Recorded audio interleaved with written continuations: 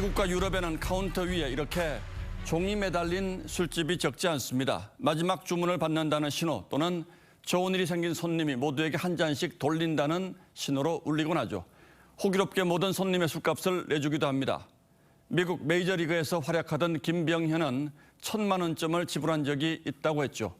이걸 우리식 영어로 골든벨이라고 부릅니다.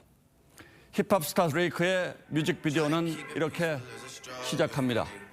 그가 마트에서 뭐든지 공짜라고 외치자 다들 환호하며 카트를 가득 채웁니다. 길에서 마주친 대학생에게는 5만 달러 장학증서를 선물합니다. 빈민가 사람들에게 돈뭉치를 건네고 소방서와 아동시설을 돕습니다. 이 랩은 빌보드 11주 연속 1위를 기록했고 그래미상도 받았죠. 시인 김종삼은 내가 재벌이라면 메마른 양로원 뜰마다 고아원 뜰마다 푸르게 하겠다고 했습니다. 참담한 나날을 사는 그 사람들을 이끌어 주리니 슬기로움, 기쁨 주리니 그 재벌은 분명 물질보다 마음이 더 풍요로운 부자일 겁니다. 나눔과 베품의 바탕은 낮은 곳, 도움이 필요한 곳을 향하는 갸륵한 마음입니다. 부영그룹의 창업주 이중건 회장이 고향 마을 사람들과 초중고 동창 수백 명에게 많게는 1억 원씩 현금을 선물했습니다. 그간 친인척과 군대 전우를 비롯해 주변에 나눠졌던 것까지 합치면 1,400억 원에 이른다고 합니다. 친분과 연고에 따라 대상을 특정해서 베푸는 독특한 나눔입니다. 나아가 고향 사람들에게 큰 돈을 건넨 건 처음이 아닌가 싶습니다.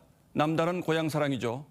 복받은 고향 사람들이 살짝 부럽기도 합니다. 그렇듯 마을에는 이 회장이 고향의 골든벨을 울렸다는 말이 나돈다고 하죠. 그런데 보는 사람이 느낄 감정의 결이 사뭇 다를 듯한 베품이 하루 앞서 전해졌습니다. 이런 모를 누군가가 고려대에 630억 원을 기부했다는 소식입니다. 개교 이래 최고액 단일 기부이자 실명 기부까지 포함한 전체 국내 대학의 두 번째 기록이라고 합니다. 그런데 기부한 분은 철저하게 익명을 요구했다고 합니다.